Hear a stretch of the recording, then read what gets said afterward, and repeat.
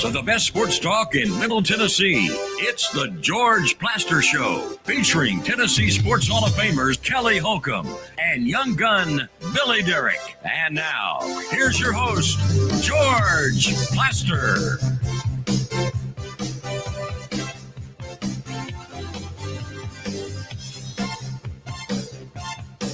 Hello again, everybody. Welcome in. It is for the moment, a beautiful Wednesday in Nashville, Tennessee, from our digs out in Bellevue at the Ford Ice Center. However, I took a look at the how do they call it, the radar of what they think it will be later tonight, and guess what? It's gonna rain. Shocker. Now, the good news, I have spoken to the man upstairs, and I've told him that Kelly will be in a horrible mood if it rains on the wedding. Saturday, 92 and 70. No precip. Wow. I've been praying too. I've been praying for it. So, George, Did you mean the future? What they do on radar, the future, the cast, because they go past, present, future. The forecast on the radar. Right. Thank you. You know, sometimes every once in a while, the proper word does not come out, and instead you say something stupid. Over a 30-some-odd year period, which almost 52, George, which over 52 years of my life, I have become accustomed to saying something stupid all the time, okay? Can we get this speech that you're going to do taped? No. Can you get it taped? Is that what you're asking? Yeah, I'd like somebody to tape it. So if it turns out the way I think it might, that we can run it on the air on Monday. No, it'll be good, man. It'll be fine. I'm not going to throw anybody under the bus. I'm not going to do any of that. Just going to tell a couple of stories and thank a lot of people, and then, give them my send-offs, and then, hey, you got to watch my daughter, Hoss. You got to watch after her. Send-offs. Billy, how do you suspect that will turn out? It'll be about a 3-minute speech. He'll get it done and then go on with his night. I wish it could be 3 minutes. I won't be 3 minutes, but here's the problem, because I can get to talking. Y'all know that. Mm-hmm. My wife, if I do that, she will definitely give me the stink eye, and I don't want to see that. You know what I'm saying? Not going to see it. So, in anticipation of this, Yes. if it's going to be longer than 3 minutes, how long is it going to be? I don't know, George. That's what I'm saying. I told you yesterday. I'm as interested as what I'm going to say as my daughter's interested in hearing it, which I don't know if there's going to be anything interesting about it, but I can't tell you that because. Well, I think she's worried sick. No, she's not worried, but things come to my mind, and unbelievably, when it comes to my mind, it comes out my mouth, and sometimes it's not the right thing. Start with a joke, humor, lighten the mood. I'm always joking. Those people are going to sit there and go, "Oh Lord." Well, that's what I tried to tell. That's what I tried to tell Jalen, George. Like, I didn't speak at my first daughter's wedding, but she went to a wedding and she had already said, "Hey, you're going to speak at the rehearsal dinner." And then she went to a wedding with one of Will's friends over in North Carolina, and his dad spoke, and she was like, "I want Dad to speak. I want Dad to speak." And I'm like, "That's fine, Jalen. That's fine, but it is what it is." You know what I'm saying? Yeah. So, will Coach Donnelly be referenced? Yes, Coach Donnelly will be referenced. Yes. Will he really? He will. Yeah. Okay. Well, because we got coaches there. And I'm going to say something. Lenny's going to be here, and then Jalen's coach, Lauren Sumsky, and there'll be coaches here, coaches that have been pivotal in their life, and that's I'm going to make it notice that we've got coaches here, and I don't think sometimes coaches get the praise that they're deserving of. Because I just played golf with my high school coach a couple of weeks ago. I still keep in touch with him. My position coach, I talk to him every week of my life. And I talked to Coach Donnelly still. And I don't think coaches realize it until they're finished just how much they mean to their players. Well, I really don't. You brought one up. I don't know the last time I've rooted for a coach as hard as I rooted for Lenny Acuff. Yeah. To close down that A-Sun thing. You know, I went to his last 5 games, and I have no affiliation officially with Lipscomb, but you know, the first time I met him, I was like, there's something pretty good about this guy. So please tell him that I said hello and wish him the very best down at Samford. I will. They, you know, those kids love him. Like Will loved him. I talked to, you know, and that's what coaches do. I mean, I couldn't, every day when I was a junior and senior, there was not a day that went by that I didn't want to punch Coach Donnelly in the face. You know what I'm saying? But discipline and respect. And I can remember my college, Coach Robbins, my position coach, said, one day you'll go in his office and you'll tell him how much he means to you. And I said, you're crazy. And you know what? I did. And that's what coaches mean to you. By way of the chat room. Yeah, no, Lou won't make an appearance, son. Nobody really is looking forward to that. So Lou won't make an appearance at this one. But you never know on the show when he's going to make one because he's always in the ready. How does he feel about Rutgers this season? Hey, son, they're one of the best teams in the country. They should be ranked in the top 25, if I'm not mistaken, son. And it's going to take everything we have just to compete with them. At Notre Dame. Exactly. Yes. The Fighting Irish, son, not the South Carolina Gamecocks, but the Fighting Irish. Yes. William, that was your school, and that was your coach, who was one of the all-time sandbaggers. I don't know how we're going to be able to compete, but somehow they did. I miss him and Mark May and Reese Davis in the studio before and after games. That him and Mark May, those were some of the best arguments of all time.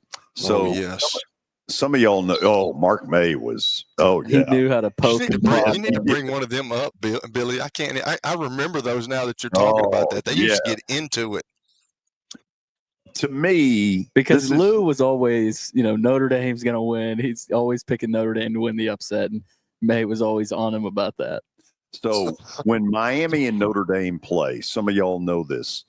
The first week of the season on Sunday night in prime time, Notre Dame at Miami, converts, Catholics versus convicts. What they need to do is have Jimmy Johnson and Lou for the coin toss ceremony. Wouldn't that be great? That would be awesome. Awesome. I just want to hear Lou say, "You saved Jimmy Johnson for me again." Let's hear it. Son, save Jimmy Johnson for me. We'll meet in the parking lot. I would like to have seen that because Lou Holtz would have got his rear end whipped. Oh, my God. Billy, do you have an update with any substance whatsoever? Pretty good update today. Okay. That's good. I think there's been better, but this update is brought to you by X Golf. You can step into the future of golf with X Golf. Book your tee time now at playxgolf.com. They've got plenty of different courses to play. You can fuel your game with ice cold beers on tap, craft cocktails, fine wines, and more. Check out their brand new location at 209 South Royal Oaks out in Franklin. Well, we've got a Stanley Cup champion. The Panthers go back-to-back and beat the Oilers again. Beat them in 7 last year. Beat them last night thanks to a historic 4-goal performance. They beat the ever-living crap out of Edmonton. Edmonton has the backbone of a chocolate eclair. There it is. I mean, come on. Little to no resistance. How about fight a little? Show some spunk. I turned it over there last night, man, and you could tell, where does that come from? Like, you're in the Stanley Cup Finals, and you're like, I watched that for about 2 or 3 minutes, and I'm like, these dudes have no it right now. So Connor McDavid obviously is the leader of that deal, and it would seem to me that between now and the start of next season, that he's got to hold a team meeting and say, you know what? For 4 games, we were fine. We hung tough. The last 2 is an embarrassment for a team that can achieve at the level they can achieve at. to die the way they did, they ought to be embarrassed. Agreed. Yeah, Sam Reinhart, first ever postseason hat trick in Panthers history. Not just 3 goals, but 4 goals from Reinhart. The Panthers, as I said, also won last year over the Oilers. They are now the first team to win back-to-back titles since the Lightning in 2020 and 2021. The Oilers' loss also ensured that Canada's 32-year title drought continues. Wow. That's insane. That is insane. And how about insane. the Florida teams? For the 5th time since 2000, the team from Florida has won the Cup. Yeah, go figure. Panthers a couple of times. Obviously, the Lightning. Have the Lightning won it 3 times? Yeah. Wow. So Panthers, and they're a new friend. When were they founded? Was it? Oh, I don't know. I mean, Willie talked about it Monday before they got really good. They didn't draw a squat down there. Yeah. Another arena where you could have hidden Patty Hearst. Just like another baseball stadium in Florida that we might Candlestick Park was. Yeah. Bobby Mercer, I think, was the one who had the line that they're hiding Patty Hearst in the upper deck because nobody's been there in years. Well, there's a lot of people still in Omaha right now in the College World Series. Louisville, not much of a factor today. The Coastal all over the Cardinals, 8-0 in the top of the 6th. So Coastal is rolling through. Here's a bulletin. It's time to just say Coastal's the favorite. And until somebody proves otherwise, you better assume Coastal is going to be the winner of this thing. I mean, the whole shebang. I mean, they've got the advantage. They probably have the lighter side of the bracket, but, I mean, they still got to play who they play. They've won every game. And, if they hold on, it's 8-0, they won't have to play again until Saturday night. You've got, meanwhile, LSU and Arkansas, who will probably go at it the next couple of nights. Yeah. So they've got the advantage in being able to set up their pitching. But the big advantage, they may be better than anybody. Yeah, I was watching earlier today, and they were showing some player comments. And Coastal players were like, we've been overlooked all year. They were a 13 overall seed, thought they should have been a top 8 overall, and they've just been proving everybody wrong. Arkansas and LSU, like I said, tonight, 6 o'clock. The Hogs have to win twice, tonight and tomorrow. They could. I think they can. They could. I think they certainly can. The Gold Glove positional awards have been announced. There's not just one Gold Glove winner. They've separated from outfielders, infielders, and I want to say maybe a pitcher Gold Glove, but R.J. Austin for Vandy has won the Rawlings Gold Glove award for outfielders. So we'll see where he'll definitely get drafted, but we'll see where. Sure, but he's cost himself a lot of money. Yeah. A lot of money. Didn't do anything in the regional. No. I think was 0 for 8 or something to that effect. But you wonder if he doesn't get the money or slot he wants in the draft, does he end up coming back? You got to wonder. I guess he could. I think what went on this year has cost him a fortune. Oh yeah. And I mean Vastine, they combined for 0 for 21 in the regional. In the NBA, Tyrese Halliburton participated in the Pacers walkthrough and shoot around today with the intent in playing in Game 6 of the Finals tomorrow night with a strained right calf, but there is a question as to whether he'll be on the court tomorrow night. On a local radio show earlier today, Rick Carlisle said Halliburton would likely be listed as questionable, and that ain't good for the Pacers because we saw what he didn't do in Game 5. Wasn't much. He was 0 for 6 from the field, 4 points, so we'll see if Halliburton's able to give it a go.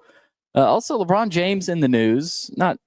This isn't very newsworthy, but he criticized the discourse around ring culture in the NBA in his latest podcast with Steve Nash.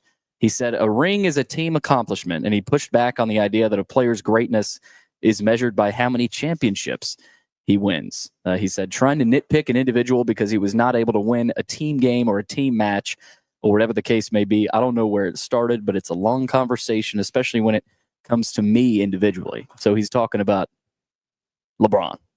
No, I think he's talking about 23 and the fact that 23 won 3 in a row on 2 separate occasions. Correct. You think about that. And yeah, I know this sounds like the old fart, who grew up with Jordan. But you know what? We've kind of forgotten some of Jordan's greatness. Now, don't get me wrong.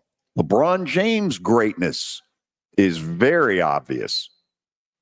But 6 world titles, twice winning 3 in a row, that's where ring culture comes from. That's who he aimed it at. Have the last couple of years of LeBron tarnished any of his legacy, you think? I don't know. I mean, some of what they've had, Michael couldn't have won with. No. That the early Cavs team? Yeah. I don't think so. Look, they're both great in their own ways, but 6 world titles in this era of all this many teams that are out there competing for it, that's strong stuff.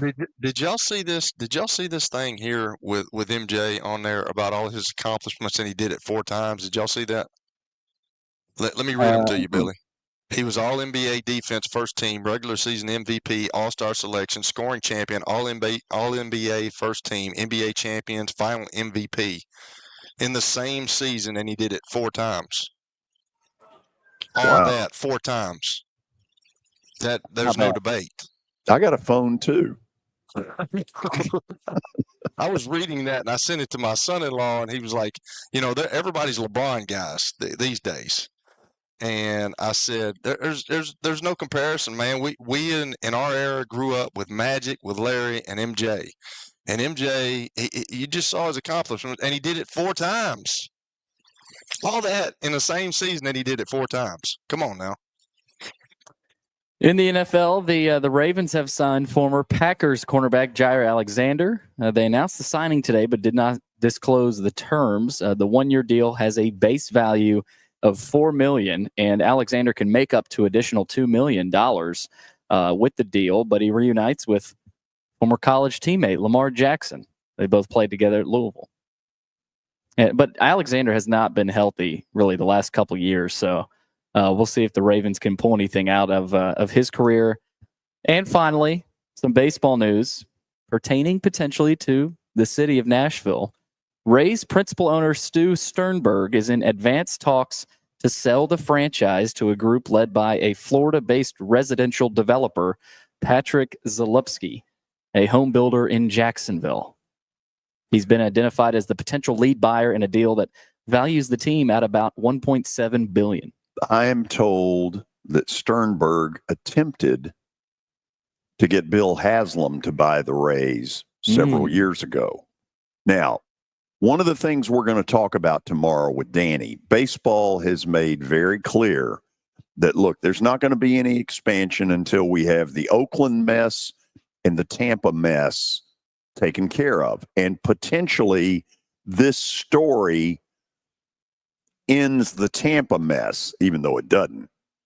Has anybody noticed the Florida Marlins? You couldn't pay the light bill off what they're drawing. It's a joke.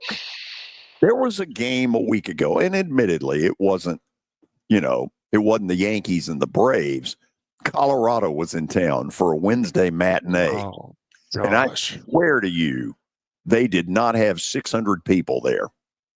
Ooh. How do you pay the light bill? I mean, this is a problem that Major League Baseball has sort of tap danced around because Miami built that mausoleum they play in now. But you know what? At some point, somebody's going to have to address it.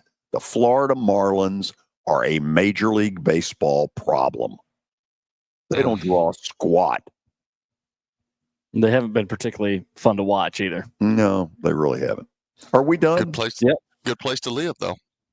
Yeah. How about those Braves? For one night, they were the Braves. Where it goes from here, God only knows. There are 3 or 4 people in that bullpen that in this series against the Mets, I don't want to see. Do I need to name names? You should. Yeah. Call them out. One of them has the last name of Montero.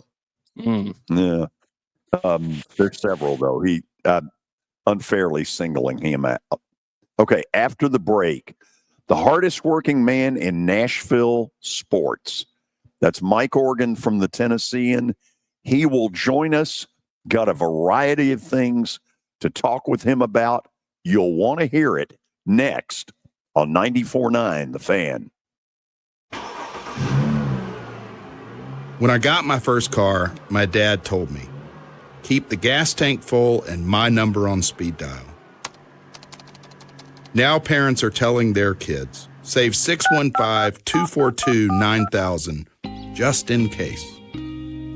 I'm Blair Durham. If you or someone you love is in a wreck, call us. We're here to get you the money you deserve. It's easy to say good things about the folks at Strike and Spare Family Fun Centers. Number one, I trust them with something that's near and dear to me, the Plaster and Friends Celebrity Bowling Night. But more importantly, I see the fun people have. They enjoy the bowling, they enjoy the camaraderie, and you will too. Come by any of their locations and get ready to have some fun. As the trusted premier custom home builder in Middle Tennessee, Donnelly Timmons has over 20 years of experience in the industry. Whether you're looking to build your dream home or renovate your current home, their team will ensure that every client and every remodel is unique, luxurious, and completed on time within budget. Founders Dustin Timmons and Joey Donnelly have over 25 years of construction experience in the Nashville area. Together, they have completed projects in Forest Hills, Oak Hill, Green Hills, Franklin, and Brentwood. Dustin and Joey believe that communication is the most important aspect of all construction projects. Therefore, they personally manage each project themselves and are involved in job site activities on a daily basis. Their commitment to quality and integrity has earned them an outstanding reputation among their clients.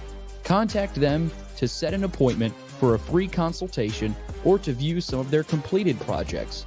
Give them a call at 615-456-7983 or log on to DonnellyTimmons.com. At Wilson Bank and Trust, we believe you shouldn't have to choose between personal service and digital solutions. As your local independent bank, we're proud to offer the relationships and trusted service you expect, along with the tools and technology that keep you moving forward. So whether you're growing a business, buying a home, or planning for the future, we're here to help. Because this isn't just where we work, it's where we live too. Wilson Bank and Trust, here to get you there. Member FDIC. This is my buddy Stan Harrison from Apple Collision Centers. Recently, you've been talking to me about companies that have a fleet of trucks and they're always in need of repairs. That's right, George. We understand that nobody likes to deal with the auto body repair process. We try to simplify that at our 3 convenient locations. We work with all major insurance companies. We help to ease the stress of the auto body repair process. We're located in Old Hickory, Hendersonville, and Gallatin. If you need our services, please stop by and see us. And how convenient that we have that in the background. Now, seriously, these are good folks. They do really good work. Give them a holler. That's right, George. We understand that nobody likes to deal with the auto body repair process. We try to simplify that at our 3 convenient locations. We work with all major insurance companies. We help to ease the stress of the auto body repair process. We're located in Old Hickory, Hendersonville, and Gallatin. If you need our services, please stop by and see us. And how convenient that we have that in the background.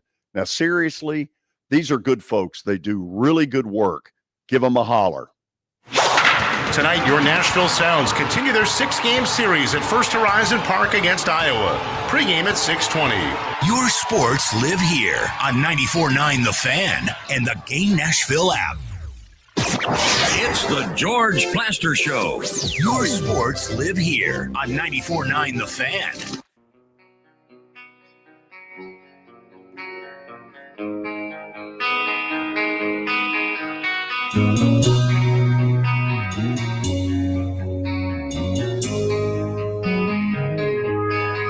One of Holcomb's friends, who will remain nameless, has sent me this. Kelly has needed coaching since forever. So I'm making myself available for a reasonable fee to make sure he doesn't say what we're afraid of hearing.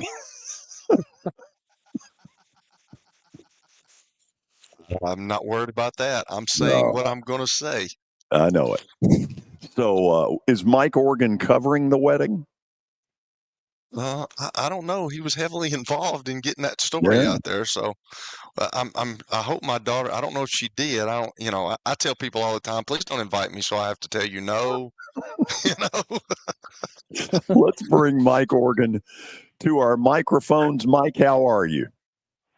I'm doing good, and I have accepted the position as ring bearer for that wedding, actually. So, first is that time right? I've done that since I was about 6 years old. Yeah. I would assume you're the official event photographer because, after all, you are the official photographer for the Plaster and Friends Celebrity Bowling Night. Yes, I got that gig on your recommendation. You know what, George? They pay almost as well as you do. Wow. Okay. So, I want to. You have not been on for a couple of weeks. You were on vacation, and so yeah, I was on vacation, and then there was I think the race had a conflict the week before. So, at some point, you all were able to kind of get Bill Haslam on the record about his interest, not interest, hard to tell, about Major League Baseball. What did you take out of his comments? Well, I guess, and Bill's pretty good, George. He's, as far as, being a politician and a franchise owner, he's better than, your basic canned quotes. He'll give you pretty good stuff if you can ever get to him. And we've gotten to him a couple of times now. We were with him for the WNBA announcement, which didn't come through. And then again, the time you're talking about when Paul Scabina was with him. And I guess the most important thing is that he didn't say no, that he didn't say, look, I'm focused on hockey. This is kind of new to me. I need to, get this down pat before I look, venture into another sport. So I guess that was the thing that encouraged me or impressed me, not necessarily encouraged me, because I don't know that I want another pro sports franchise in town to have to deal with. But that said, I thought that was the best thing, was that, he left the door open, because the Metro government has not, they have no interest in this whatsoever. The mayor's office, and we hadn't heard much from the state. They don't want any part of it. So, it was different to hear something from that perspective. No, but in fairness, they've been able to stay quiet because MLB, with the hurricane that ripped up the Tampa Stadium, some problems involved with Oakland moving to Vegas, and now, in my opinion, the fact that the Florida Marlins draw less people than Hillwood High School used to. They've got problems that they've got to fix before they get to this. So, to me, it's sort of given Nashville city government kind of a free pass. Absolutely, it has. And I guess that's what they want. Like you said, it gives them time not to commit to anything, not to upset it, with the taxes situation the way they are now, a new property tax that was just out the roof. This is not something that people want to hear about, that is going to require taxpayer funding. And of course, we hear it every time. It seems like that it'll be minimal taxpayer funding, or it's going to be a complete private venture, which it never ends up being. There's always some kind of a cut or a break. We posted something. We had a gallery the other day from when the arena was proposed, and we post photos from 25, 35, 45, 55 years back. I'm sorry, 40, 50, 60 years back. And this was of Ludi Wallace and a local pastor arguing over whether the Nashville arena, now Brickstone Arena, should be exempt from alcohol taxes. People, that always stirs people up anytime you talk about taxes. So you're right. This has been a time when the government has been able to stay quiet and not get involved in this. Mike, what was your take on Diego Pavia and the things he said yesterday, and in particular, the revelation that he's been offered $4 to $4.5 million by some other SEC schools?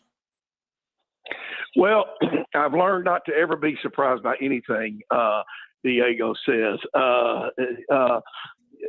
And I had been assigned to that story, so I set my alarm for 5:45 a.m. And then about 5 minutes later, Alex Darby, who covers the Predators for us, said, "Hey, I'm up and prepared to cover this if you want me to." I said, "Good, I'll go back to bed. I'm coming off vacation." So Alex handled it, and I didn't know what he said because I did go back to sleep without listening to the podcast, which, by the way, is very good. I never cared for Taylor Lewan as a player. I thought he made too many mistakes and was a little bit of a big mouth, but his podcast is fantastic. It's always very revealing, and it always has something good on it. But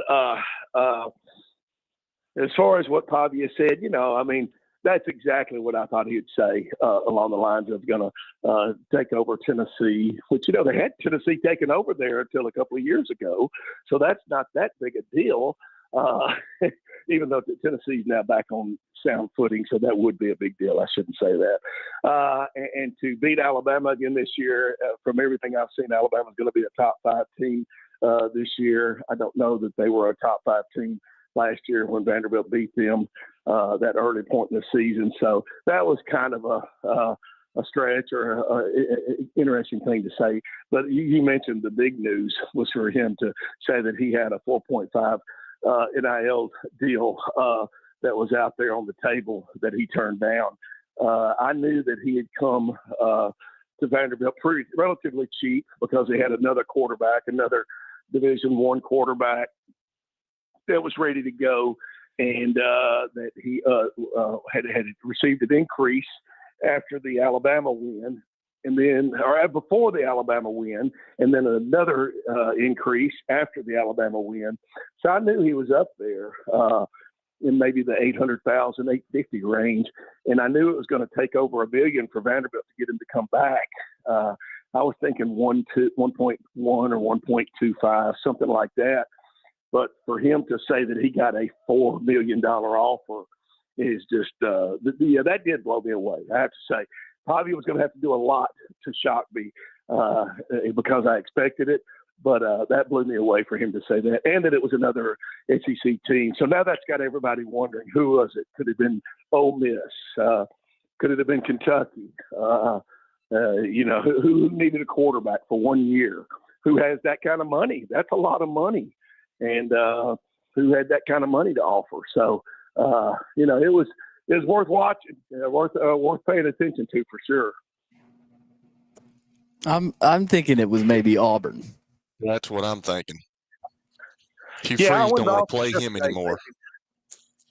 Yeah, I went in the office yesterday thinking that it was Ole Miss, and we had a discussion before we put the story up, and that Auburn was one of the first to come up. Somebody else agreed with me about Ole Miss, and then a couple other guys were like, "No, it's Auburn." And like you just said, Hugh Freeze didn't want to. It's better to join them than to fight against them again. So, yeah, I think he's made Hugh Freeze a believer. So, probably I could see it being Auburn, and Auburn would have the money too. Okay, see if you buy this.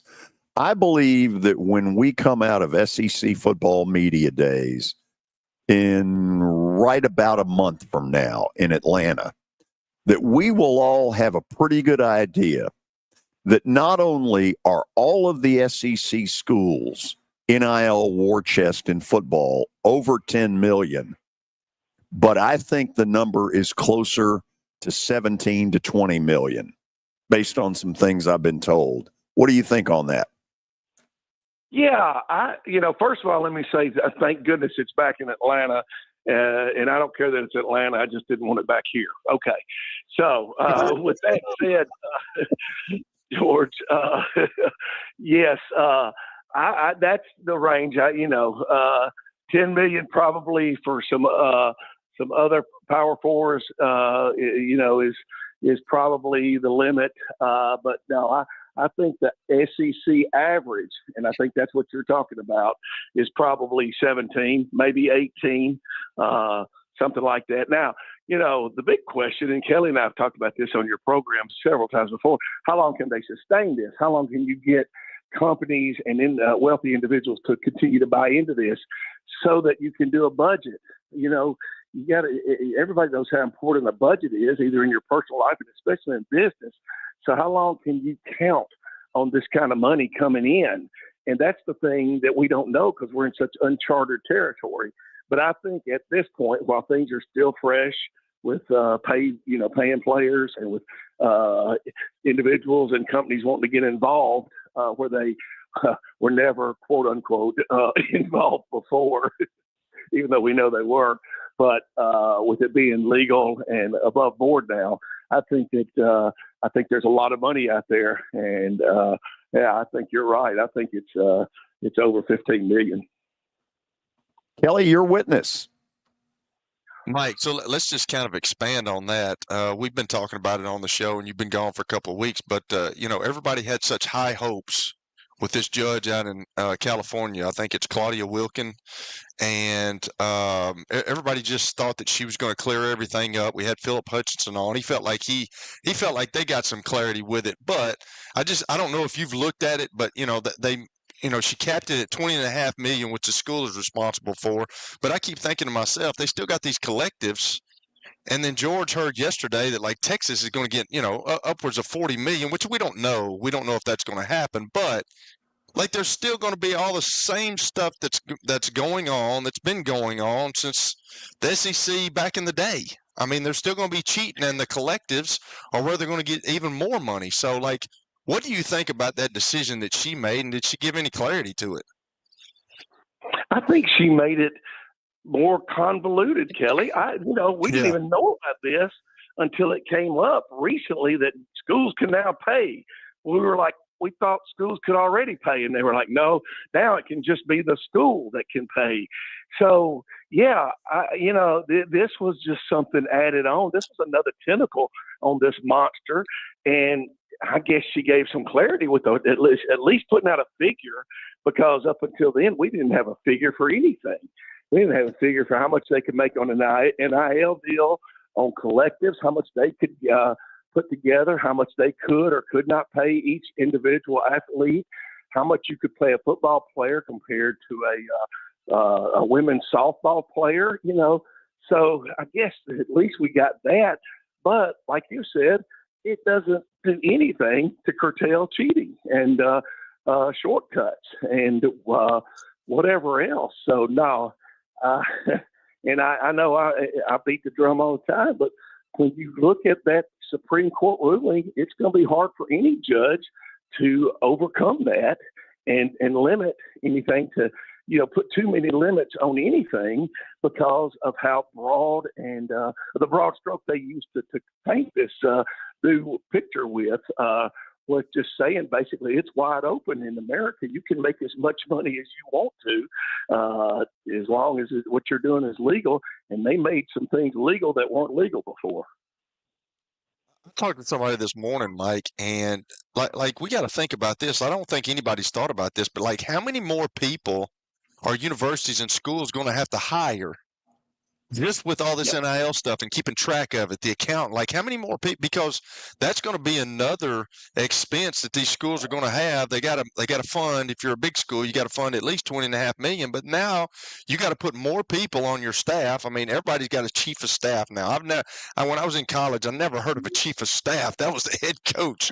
He kind of controlled everything, but now we got a chief of staff. But like, how many more people do you think these schools are going to have to hire just to keep up with all this NIL? Kelly, could you imagine Boots Donnelly having a chief of staff, a guy that was a man or a woman following him around, telling him what he can and cannot do, what he needs to do? I mean, he had enough trouble with his athletic directors. You throw another middleman in there. I think you're going to need a whole staff, another division, Kelly. I think you're going to need, just like, you have academic staffs in athletics. You have people who make sure you follow the rules in athletics. I think you're going to have a whole staff of people. I think you're going to have directors, assistant directors, specific managers and co-managers. I mean, if not, then I don't know how any kind of control can be maintained, and there is no control right now. And so this is just going to continue. But again, I don't know what rules they're going to follow. You go to the NCAA convention. I went to the NCAA convention this year, Kelly. It was out at Opryland, whatever we call it now, the hotel, the resort. And I looked at the agenda because I was the first day looking for something interesting to cover. And of course, the main thing I wanted to cover was something to do with NIL or pay for play or whatever. And there was nothing on there. It looked like something from the 70s with just a bunch of gobbledygook on there, and I didn't go back. It was, imagine that the NCAA convention was in our town Monday through Wednesday. I went Monday and did not go back Tuesday or Wednesday. That's unheard of. That would have David Clymer rolling over in his grave to know that we did that. I mean, David lived for this kind of stuff. He loved when something like this would come up and cause a lot of controversy, and he wanted to be on the cutting edge of telling the public what was going on. Well, I got that from him too. I wanted to be on the cutting edge, but I looked on the agenda and found nothing was going on. So that's what scared me to death, was that there was nothing on there that I could find on the agenda that was handed to me dealing with NIL. And my last question here, this is kind of out left field, but yesterday we had a guy on talking about the World Cup coming in a year to the United States and to Canada and to Mexico.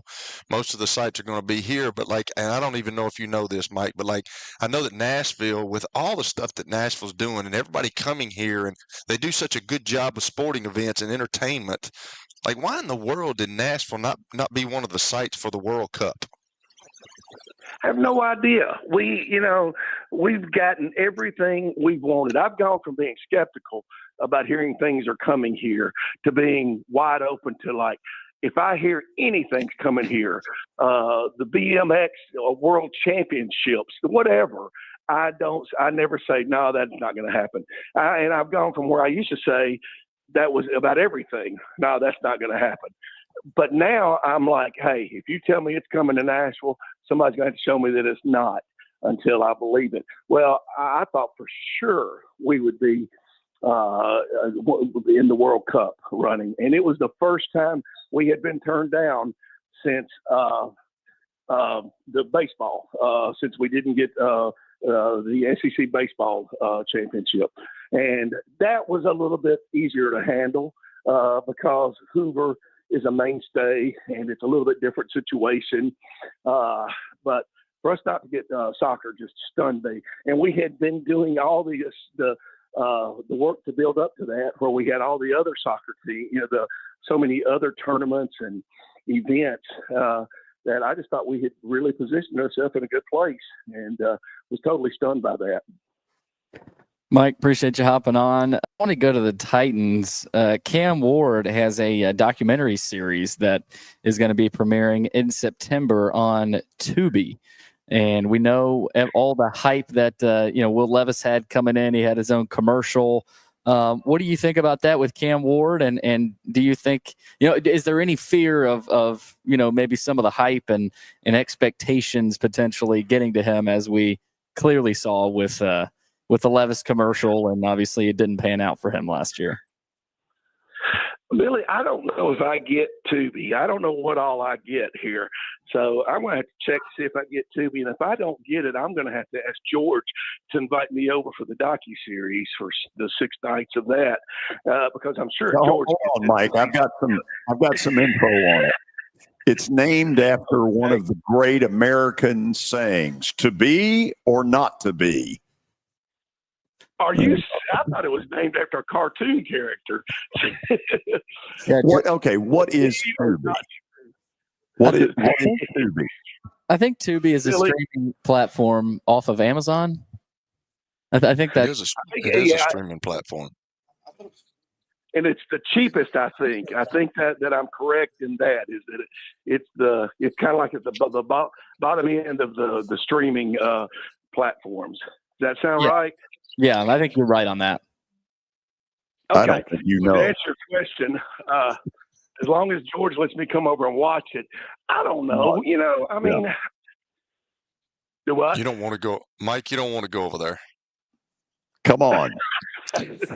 We'll have popcorn, free popcorn. I'm there as long as we get you to not watch the Braves that night. No, I don't have any problem with him doing this.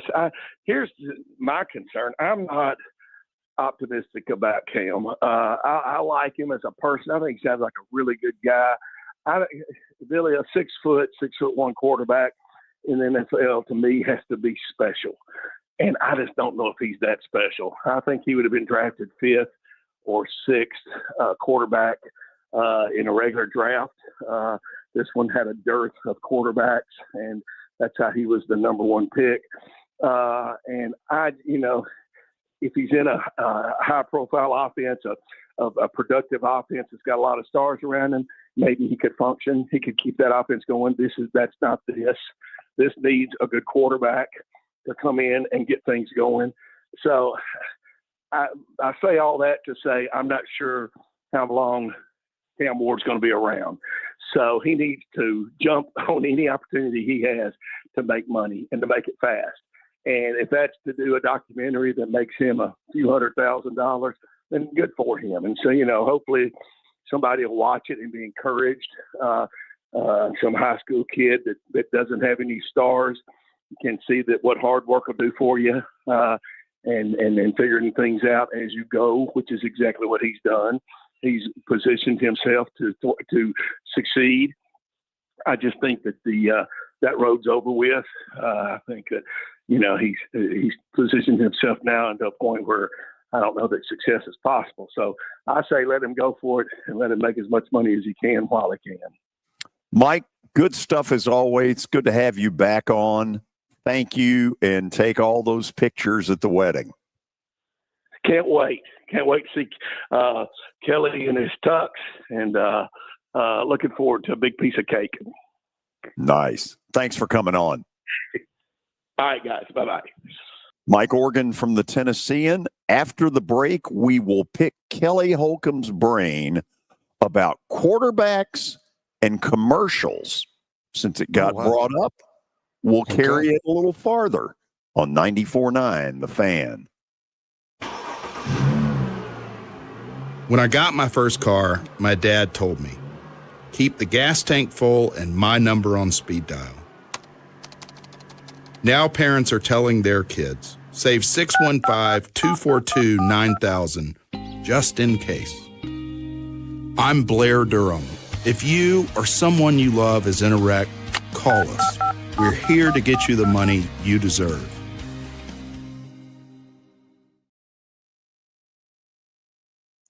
If you are paying too much for your health insurance, you know what? You need to contact the folks at Pancoast Benefits. Pancoast works with businesses and individuals to tackle the high cost of health insurance.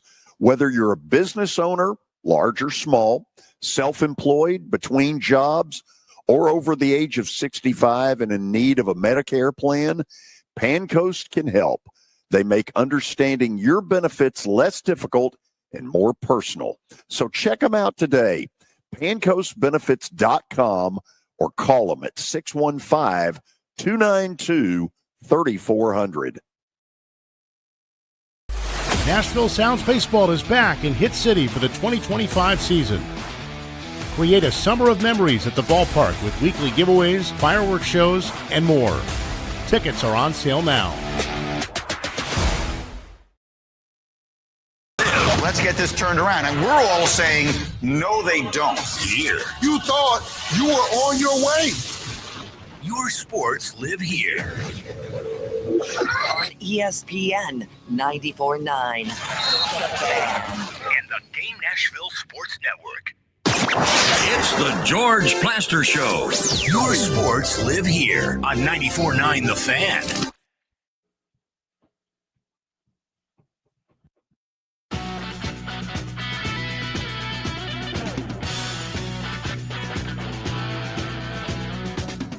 Okay, Billy, quickly, what is the nickname for the University of Denver? Oh, man. Yeah, I didn't think you knew. I have no idea. I didn't think you would. Ethan Durham, soon to be a University of Denver what? What's their nickname? Pioneers, baby. Go Pios. Okay. So you have all the info on to be or not to be. Shout out Willie Shakespeare. So I'm looking at it right now. I've heard of it before. It's like this. It's owned by Fox. They bought it in 2020, I think. It's just like a garbage ad-funded streaming service. The best movies on here are like White Chicks, Puss in Boots, and Independence Day 4. So nothing really special. Tubi that. Oh, they got Hell's Kitchen too with Gordon Ramsay. Didn't expect to hear that. Yeah. The best movie on here is definitely White Chicks. Didn't he try to cook? It's Hell's Kitchen. Yeah, it's Oh, and they got some interesting stuff on here. No, Nothing good, but keep it clean. Yeah. Yeah. I felt like we were going off the rails at one point. It sounded like he was about to go off the rails till you stopped him, George. That's what I wasn't worried. about to go off the rails. I wasn't about to go off the rails. Ethan's a fine young man. Oh, I appreciate He's a it. George. Denver Pioneer. Shout out. Don't you forget Go it. Pios. Best hockey program in the country, by the way. Thank you. Appreciate that. Really? So, Okay. Kelly, let's get Yes, to sir. the important stuff. Baker Mayfield was sort of the poster child for criticism of a quarterback doing too many commercials. Mhm. And then all of a sudden, when that stopped, is when he sort of turned things around in Tampa. Now, nothing against Will Levis. The commercial that he did is stupid. No. Just one of the, I can't believe he allowed himself into that thing. It was so stupid. But do you have a strong opinion about whether quarterbacks who are normally the person in the limelight should be doing commercials or not? I don't know if I have a strong opinion on that, George. I usually have a strong opinion. I hadn't really thought about it. I will say this. I thought that was I can't imagine the commercial that Will Levis made with the mayonnaise. I'm sure he got made fun of so bad. I would not have done it. Now, I don't know. We don't know how much money he got paid for that. I don't know. Hopefully, quite a bit. I'm hoping that he did. I'm hoping that he capitalized on that. But I don't know. You never saw Tom Brady doing it. I don't remember. I guess Peyton probably was doing it. I don't know. There's just Peyton was. Yeah, there's certain guys that I think, Patrick Mahomes is, he's the State Farm guy. Aaron Rodgers has done commercials. It does take time away, but you normally do that stuff in the off season. So I don't know, George. I do think it takes time away from what you're focused on because you've gotten that because of your football prowess. So I think you need to concentrate on that. I did a commercial one time up in Cleveland. It wasn't. It definitely wasn't all over the country. It was a regional deal, but look it up immediately. I don't even know if you can find it. It's not available. Yeah, I don't think it's available. I did it for a car dealership. I used to get a car, and they wanted me to do a commercial for them. So I think I did it. I'm not sure, but I think I did it in front of my house. But it wasn't too much. It wasn't too much. But I think that does kind of. I think that does kind of take you off from where you need to be. I really do, and I wouldn't do it. I don't think Tom Brady ever did it. Now he's doing everything now, since he's not playing football. But I think you've got to be focused on your profession. So should the rule of thumb be that you have to achieve to a certain level so that people don't use if he spent time in mayonnaise and more on football, because the truth of it is they've got free time. It doesn't stop. It doesn't. Right. Will Levis's lack of achievement a year ago is probably not because of those Mayo commercials. Although I will say this, they were stupid.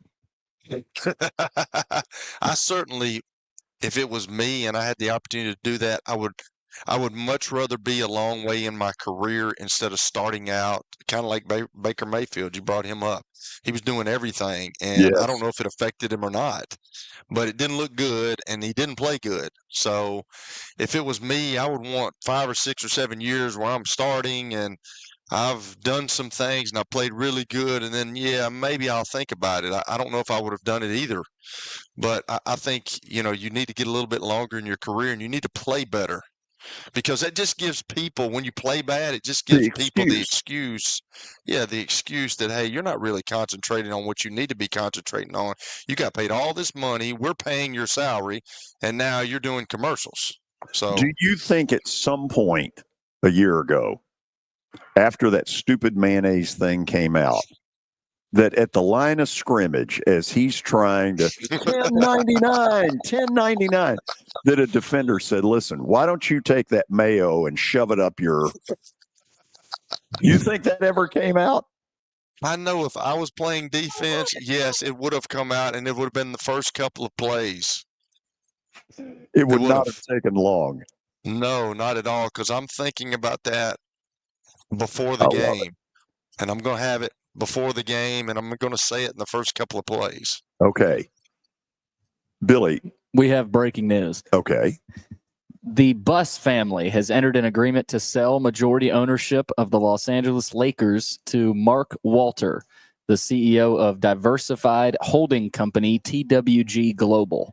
Jeannie Buss will continue to serve in her role as Lakers governor. Governor Buss. So they don't say in this story for how much money, but the Clippers, when they got sold, it was, I want to say, well into the billions, like 3 or 4 billion. 2 billion, sorry. What's a billion? What the hell? To Steve Ballmer. Yeah. My guess is the Lakers might be close to double that. Wouldn't be surprised. Hour number 1 basically done. After the break, we will have stat of the day. Kelly, we will do well today. You think? I feel it. Well, you feel it? It sort of I felt worked good about it yesterday. I was the only one out of you and Poggy and me to get one right. You know what I'm saying? I thought our answers were pretty good, but they got these stupid questions with stupid answers. My guess is we got more of it coming. And then to start the 4:00 hour, we're going to Seattle. Seattle appears primed to get the Supersonics back. Do you remember what happened to the Supersonics? They were sold by a guy named Clay Bennett, who probably hadn't been back to Seattle recently. And that became the Oklahoma City Thunder. How about that? So we're going to Seattle to start the 4:00 hour. We'll get to some of your phone calls later in the 4:00 hour. We got a lot to cover. This is 94.9 The Fan.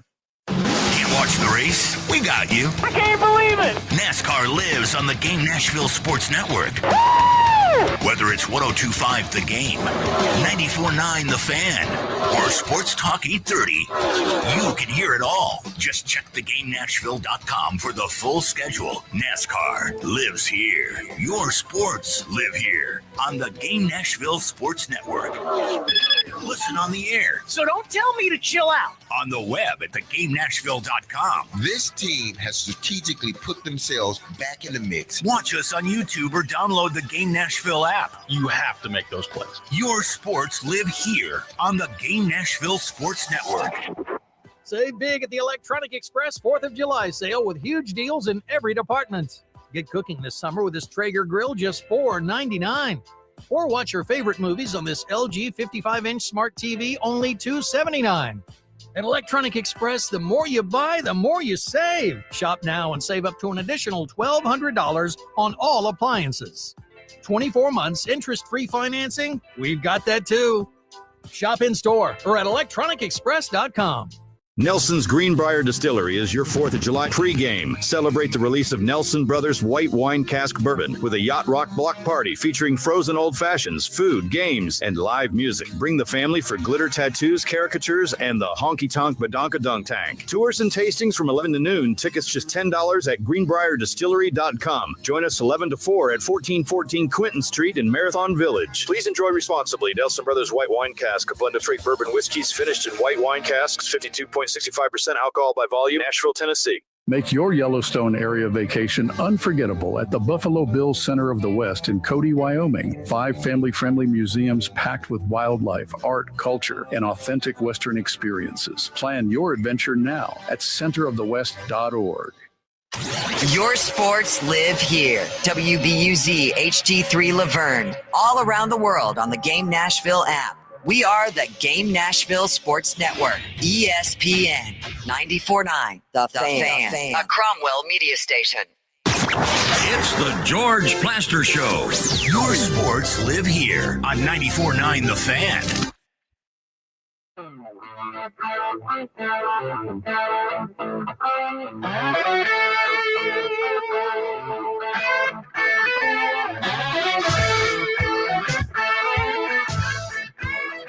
We're talking with Tim Booth from the Seattle Times coming up. But first, stat of the day brought to you by Apple Collision Centers. You can find them in Old Hickory, Hendersonville, and Gallatin. Give them a call, 615-754-9800, or log on to their website. That's applecollisioncenters.com.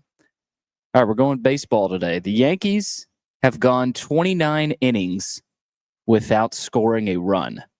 However, that isn't the longest scoreless streak this season. Which team holds that honor?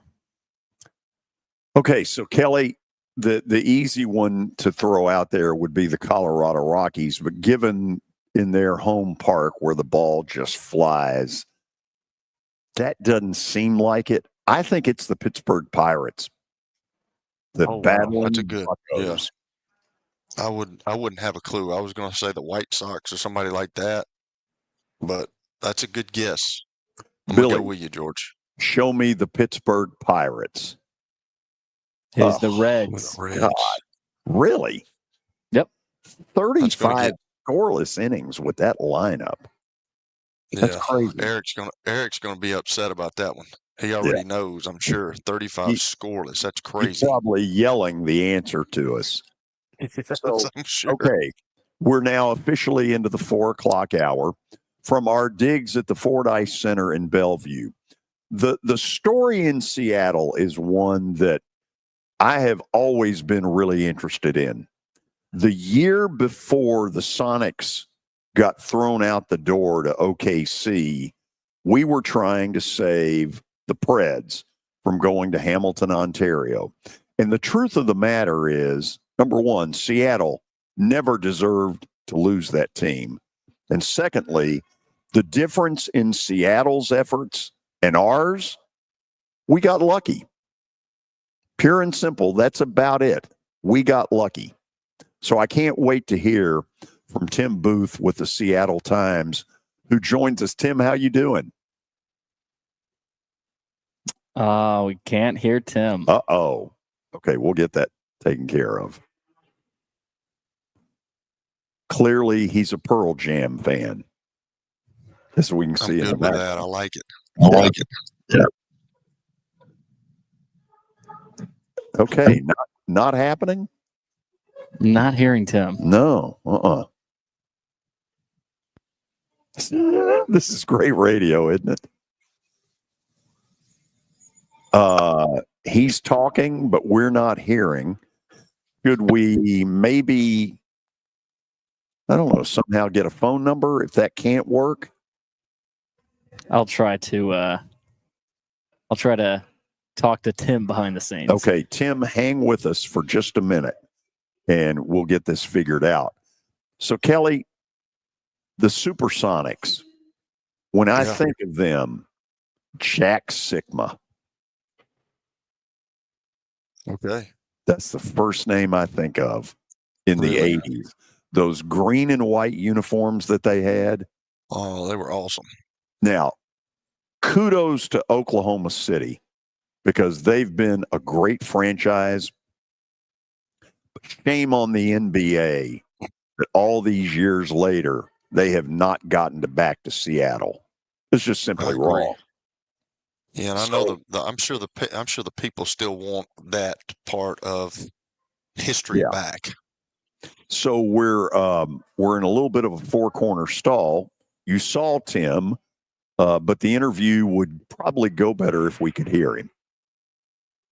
Probably so. Where are we on that, Billy? Not quite anywhere yet. Okay. Working on it. So we're in a four-corner stall. Here's part of the reason we wanted to have him on.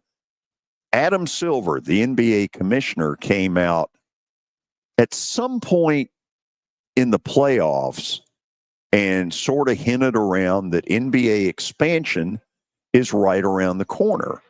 And then, knowing that he's caught hell in Seattle, said, by the way, Seattle, we haven't forgotten you. We know you're out there. We know you're great fans. We have not forgotten about you. And Kelly, it was the most obvious pointing at a city that I think I've ever seen a commissioner have. Yeah, and that was too bad too, because I can remember watching, Sean Kemp and all those guys up there in Seattle, and that was I loved the uniforms just like you talked about. I thought that was a great place, and what happened, I don't think the people have ever gotten over it. I guess we'll ask Tim here, but I'm not sure, because I think the people want that part of their history back, like I said. Okay, Tim Booth from the Seattle Times joins us. He's a Pearl Jam fan. Tim, say hello. Let's hope we got this working. Do we have functional headphones and mic now? There we go. We got it. Perfect. That's a good sign. So what was the reaction in Seattle when Adam Silver threw out and hey, Seattle, we haven't forgotten you?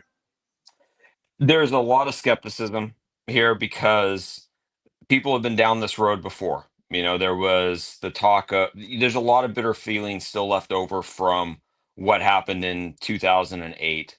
There was the tease of the potential of the Sacramento Kings possibly moving here back in the early 2010s. I think it was 2012 was when that sort of situation was playing out. And at that time, David Stern stepped in and made certain that the Kings ended up staying in Sacramento and didn't end up coming to Seattle. So a lot of people see Adam as just an extension of what David Stern was. And so until it gets to the point where they are actively moving toward this happening and the potential of the Sonics returning, people are taking everything he says with a great deal of pause and skepticism as to essentially show me before we're gonna believe it. So there's a certain amount of the fan base that's excited because they want the team back, they want to see the NBA back here, but there's a lot of cautious feelings toward whether or not this is going to happen until the process truly starts. Tim, is there an obvious ownership group if Adam Silver said, darn tootin', we're going to Seattle, for whom to own? So the group that owns the Seattle Kraken is sort of the lead group, and they've been the most public about their intention of, hey, we want to right this wrong. We want to get the NBA back here. So Samantha Holloway is the daughter of David Bonderman, who was the founder of TPG Capital, one of the biggest investment firms in the United States. He passed away last December. She had taken over day-to-day operations of the Kraken from him a couple of years ago. She's kind of going to be the leading charge in this. There's going to be a lot of other players that are part of the ownership group, because you're going to have to figure out a way to come up with $4 or $5 billion as an expansion fee if this is going to happen. So it's going to be sort of under the umbrella of the current ownership of the Seattle Kraken, with a few other people added on that are likely to be the lead group that's pursuing an expansion team when and if this does move ahead with the league. So Tim, our deal was 2007. Yours was 2008, with Seattle moving to Oklahoma City. And to Oklahoma City's credit, man, they've been a great franchise. Are people in Seattle at all OKC fans, or is it screw Clay Bennett and we don't give a damn who they are?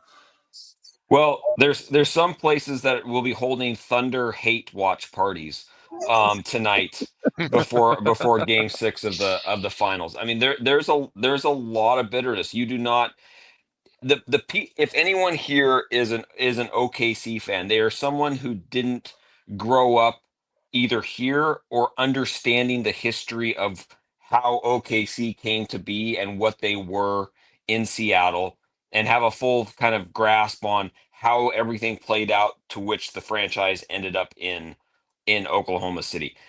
If you see someone wearing Thunder gear around here, it's like, it's kind of like seeing a Sasquatch.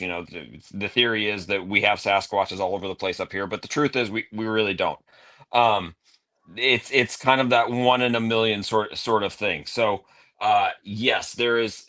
I think true basketball fans have an appreciation for the longevity of how good, for the most part, the Thunder have been in their tenure in Oklahoma City. There's a level of bitterness that comes with that, because that could have been the Sonics. That could have been the Sonics with Kevin Durant and Russell Westbrook on the same team. That could have been the Sonics with those two plus James Harden on the same team. That could have been the Sonics now with SGA and Jalen Williams and Chet Holmgren and this crew that's on the cusp of winning a title. Sam Presti was the GM in Seattle at the time that the team moved to Oklahoma City, and he's still the GM of the Thunder, and he's considered maybe the best GM in the NBA. So basketball fans true basketball fans here have, I think, an appreciation for the talent that franchise has had and kind of how that's all been put together. But at the same time, there's a lot of like, man, that could have been us if circumstances play out differently, if arena situations get solved in a different way or at a different time. Maybe it's the Sonics that we're talking about having this almost 10-15 year window of, for the most part, being really good and really competitive, and not what was the Sonics but is now the Thunder. Tim, in the summer of 2008, I can remember being on several Seattle radio sports talk shows because we had succeeded the summer before, and I was right in the middle of that whole deal. And I tell people, look, the only difference is we got lucky. Luck was on our side. Luck was not on Seattle's side. Tell me what it was that caused Clay Bennett to bolt. Was it simply Key Arena and lack of suites? It was. There's a lot of different levels to it. The arena situation was always and has always been the biggest issue in Seattle. Key Arena, when Key Arena was initially redone in 1995, it was done by the previous owner, one of the previous owners, Barry Ackerley, and it was done on the cheap. It was done to get what was the old Seattle Center Coliseum up to the basic standards of its time, but it didn't take that next step into how it could be functional for the future. So, for example, when that renovation was done, it was specifically done so it could not have an NHL team there. Like, they didn't want to have potentially that competition of Seattle bidding to have an NHL team in the future. It had the minimum amount of suites or luxury seating areas or luxury boxes that were part of it. It was kind of just a bare bones renovation. The comparison we always make up here is Key Arena at that time was redone in the same year that what's now Rogers Arena in Vancouver, BC, and what's now Moda Center down in Portland, Oregon, were also constructed. And you look at those facilities, and there's still facilities that are in use. And yes, they've gone through various makeovers during the time, but they were built with the idea that those kind of upgrades could happen over time. And what Key Arena was done in 1995, it was done at the bare minimum to where those kind of upgrades that you were going to need over time were going to be more difficult to be done. So that set the stage for what happened in 2005 and 2006 and 2007 and 2008, where the ownership of the time, which was Howard Schultz, comes in and says, hey, we need to upgrade the arena. We need to have new options. the local government, the temperature of the local government at the time was not conducive to giving public money toward having that done. And it ultimately led to the sale of the team to Clay Bennett. And from the start, there was kind of the expectation that what happened was what was going to happen, that he was going to come in and make sort of a very a proposal that was not going to be received very well, and that was going to give him the out that he needed to eventually move the team where he wanted it, which was Oklahoma City. And that's kind of how everything played out over that 2-year period. There was a lot of, I used skepticism earlier. There was a lot of skepticism from the start that, hey, he bought this 100% to move it to Oklahoma City, and it was going to take luck, just like what the Preds had. It was going to take luck for that not to happen, and ultimately that didn't fall in Seattle's favor, and they ended up obviously bolting after the 2008 season to Oklahoma City. So a lot of factors at play, but until the arena got solved, that was always the biggest thing. And now it's been solved, and it's a phenomenal building. It's a spectacular building to watch basketball in. We've had a couple of NCAA tournaments there in the over the past 4 years. It's a great building for basketball. It'll be a fantastic building when and if the NBA decides to come back. Tim Booth, Seattle Times, joining us on the show. Give me a yes or no. Will they be the Sonics?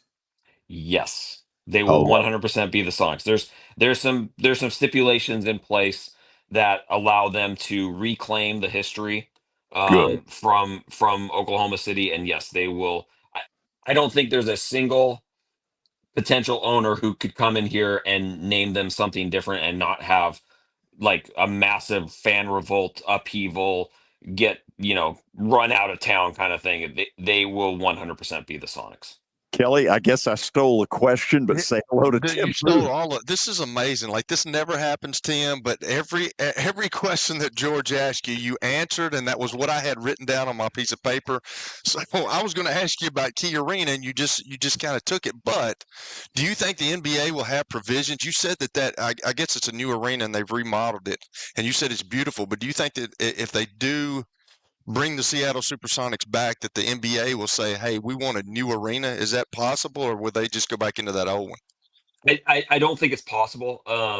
Again, I think the political climate here, the sort of the fan climate here, I don't think would allow for that. Plus, you get into some messy and this is why it's tied in, I think, to the ownership group. Is the ownership group of the Kraken, is tied in with the arena as it is, and so it makes a lot of sense for them to have the NBA team under their umbrella to kind of work with the folks that run the arena. They kind of run hand in hand for the scheduling conflicts and maximizing your revenue and all those pieces that come with having teams and having buildings.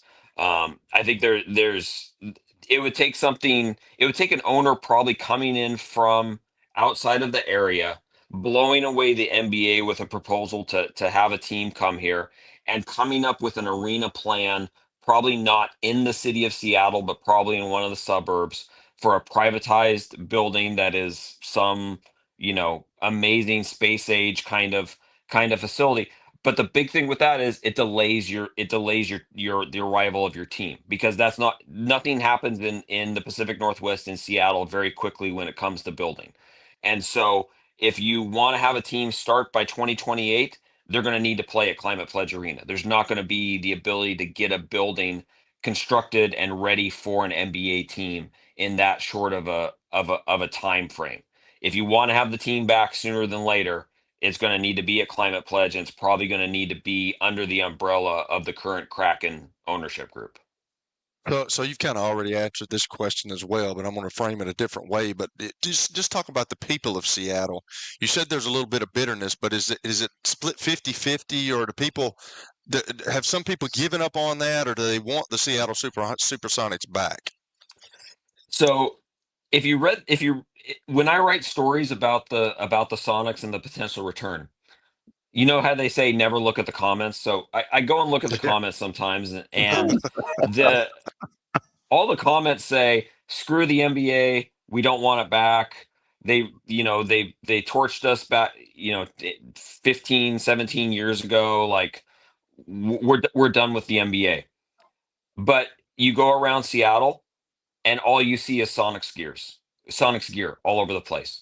There's a store here called Simply Seattle that their number one selling product is Sonic's related gear.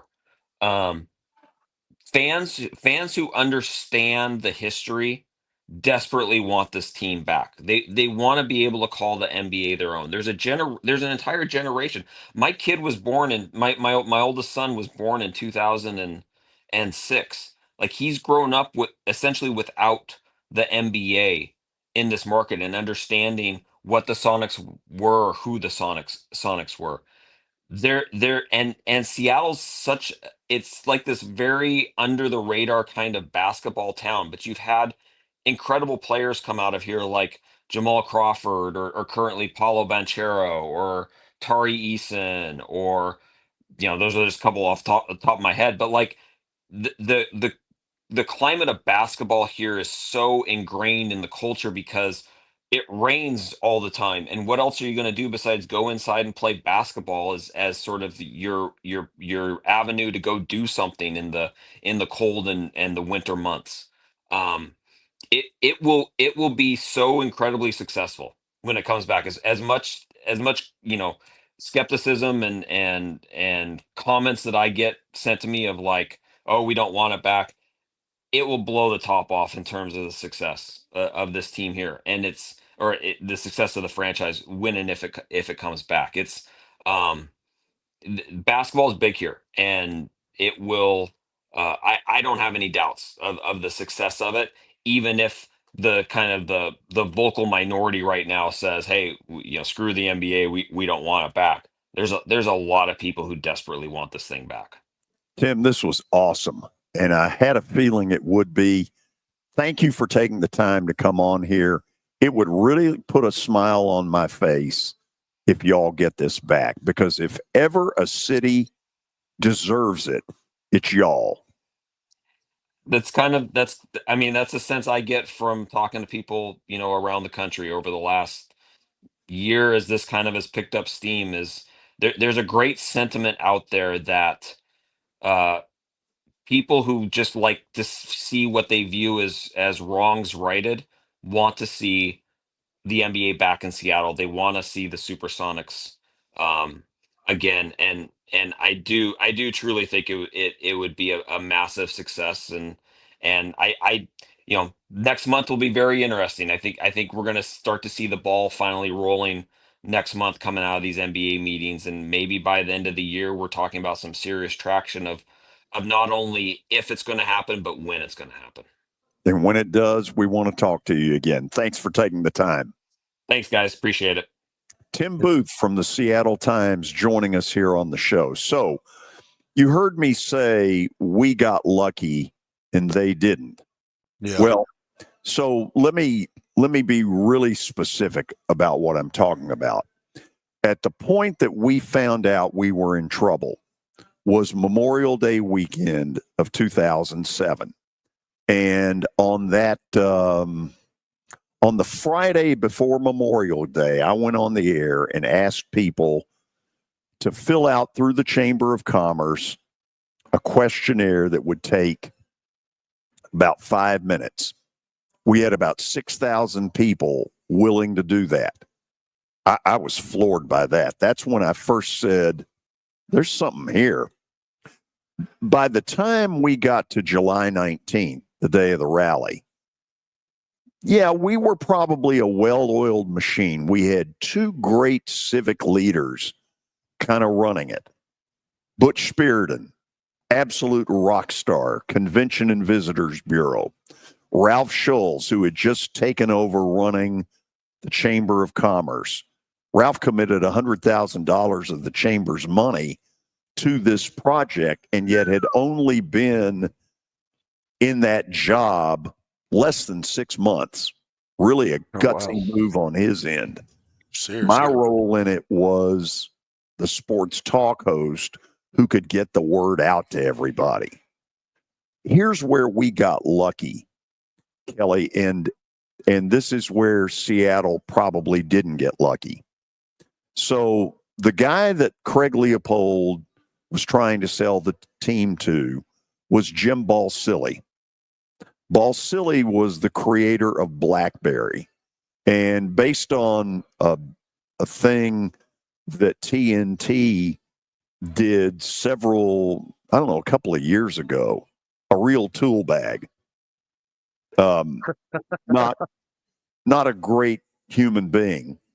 Balsillie made a tragic mistake that cost him the Predator franchise. Yeah. He held a one-day season ticket sale in Hamilton, Ontario, to a team he did not yet own, and sold 14,000 pledges of season tickets in Hamilton, Ontario. I believe, although I'm not 100%, I can't 100% swear to this. I believe that at that point, Gary Bettman, the commissioner of the NHL, called Craig Leopold and said, look, you can sell this team all you want. After all, Craig had lost about $70 million over a 10-year period. But I think Gary Bettman made it very clear to him, you are not selling to that butthole. And from that moment on, that's when I first started to think, you know what? Maybe there is a chance here. And so when I say we got lucky, I'm pretty certain that if Balsillie had not done the illegal season ticket sale, they would today be in Hamilton, Ontario. It's as simple as that. Isn't that amazing how you find the inside ball game on some of that stuff and the politics that goes on with these franchise, man? Like I told you about some of the things that I learned about some of the coaches a couple of months ago. It's crazy, like that they have that much power. And just like he's saying, we're not going to sell that. We're not going to give that guy a franchise. It's just, you just never know this stuff until years later. Speaking of the Preds, got a trade alert. Really? The Preds have traded to bring Eric Haula back to Nashville. They send Jeremy Hansel, did I pronounce that? And a fourth rounder to New Jersey in the deal. Okay. So Haula coming back to Nashville. Interesting timing, huh? Thoughts, George? Give us some thoughts. I have none. Haula was here around the year after COVID.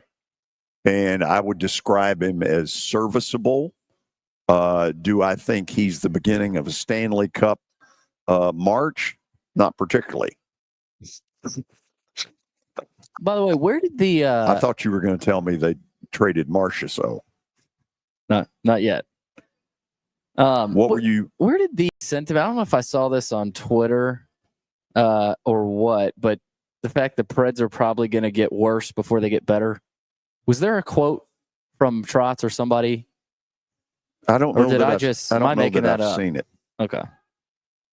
You're making stuff up, Billy, because we know that you're prone to doing that, Hoss. Wow. Seriously? There's no background check in Billy's life, that's for sure. Okay, let's do this. We got kind of wound up there. That was a little trip down memory lane. Let's just open the phones. What the heck? Wherever you want to take this, we'll take it at 615-553-0933. Again, 615-553-0933. Billy, how else can they reach us? Chat room on YouTube, Twitter, Facebook. That's where you can reach us. Just type in your questions and we'll get them over. Okay. Looking for red-blooded Americans on the way home who want to talk some sports and want to talk it now. Stay tuned. This is 94.9 The Fan. When I got my first car, my dad told me, keep the gas tank full and my number on speed dial. Now parents are telling their kids, save 615-242-9000 just in case. I'm Blair Durham. If you or someone you love is in a wreck, call us. We're here to get you the money you deserve.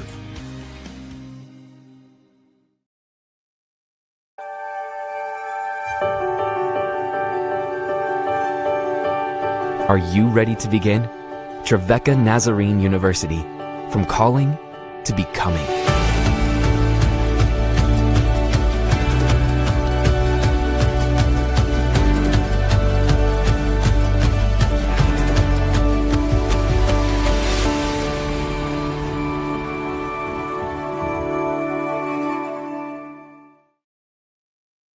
I trained my entire life to be the best.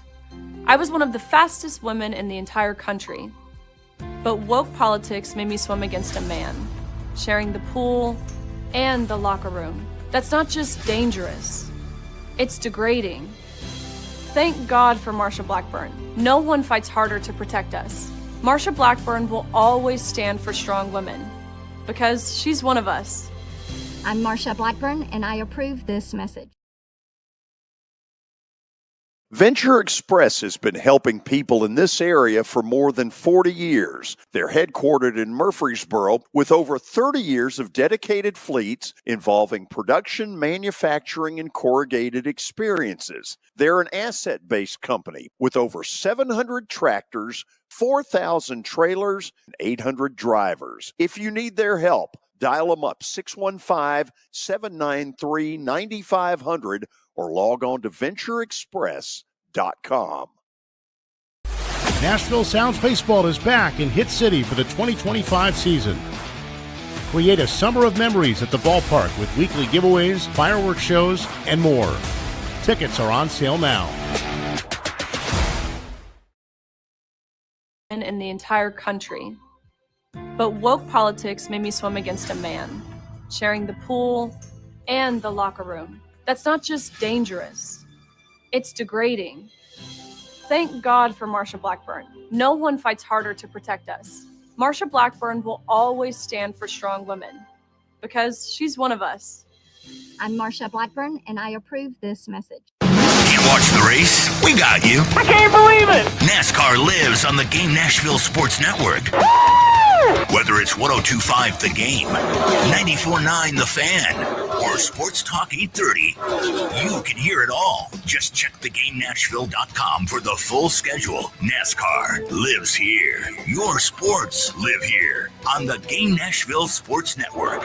It's the George Plaster Show. Your sports live here on 94.9 The Fan.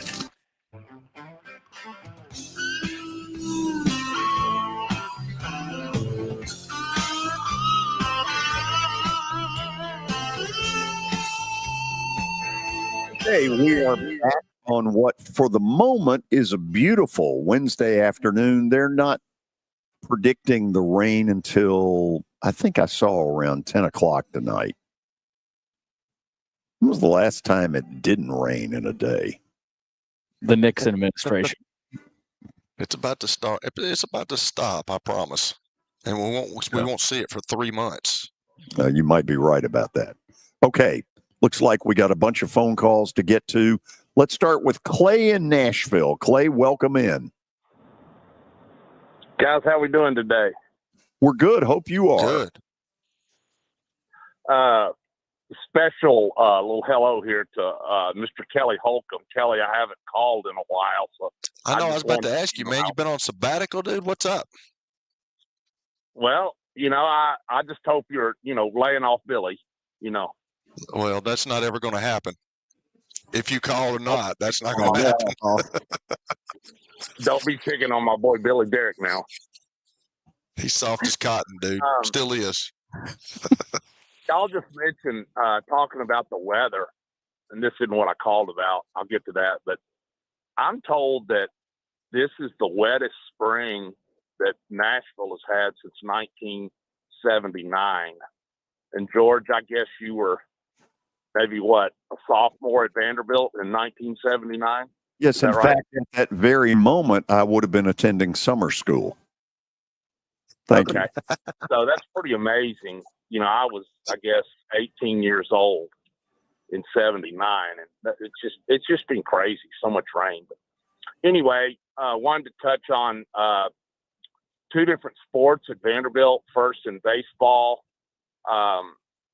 the news about Jason King leaving after 1 year, and Billy, I guess you can comment on this because you probably maybe know something about it. But I'm told that, things maybe got a little testy between Corbs and Jason King. And obviously he's not going to be the hitting coach anymore. But can you comment on maybe anything you know about that?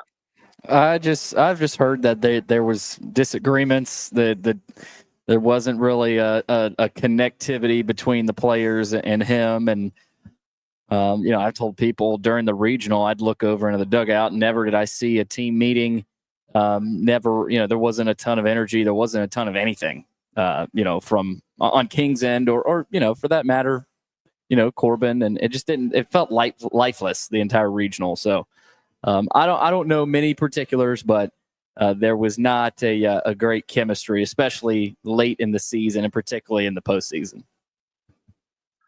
Switching to football, I wanted to talk about some of these comments by Diego, and it's created kind of a firestorm, especially with the school up about 3 hours east of here. Do I like Diego Pavia's confidence, his swagger, his whatever you want to call that? Absolutely. I mean, he has brought, kind of a star power to this program between, what he did last year, what he's done, by coming here, what Clark Lee did last year, kind of completely changing, the mindset of Vanderbilt football. He made some tough decisions, fired some friends because he was afraid he was getting ready to get fired himself. And I told Clark this to his face, how much I respected some of the tough decisions he made, in the off season before last season. But, my thing is, I think it's great that Diego is confident. I think it's great that he thinks Vanderbilt football can win, but talking about championships and things like that, bringing one, to Vanderbilt, I think that's a little bit far-fetched. I mean, after all, they play in the greatest, conference in football, college football. But like I said, I love his confidence. But and then specifically talking about saying that they would, pretty much run this state going forward. I don't know so much about that. I do think that because of Tennessee's questions at quarterback, going into this season because of the deal with Nico, I give Vanderbilt, a puncher's chance in Knoxville. I really do. And I think, Vanderbilt is going to have a pretty good football team this year because Clark got guys out of the portal, and I don't think we lost, too many really key players. So I'm just anxious to kind of see how this all played out. But I just wondered, and y'all can comment, I'll hang up, but how y'all feel about some of his comments, specifically the comments he made on this show that has kind of gone viral and all that. Thanks. Yeah. Okay. I kind of said it yesterday, and maybe I'll temper it a little bit. I love his enthusiasm. I'd keep Tennessee out of the picture. I don't see what good that does. He's I don't know, man. I like him.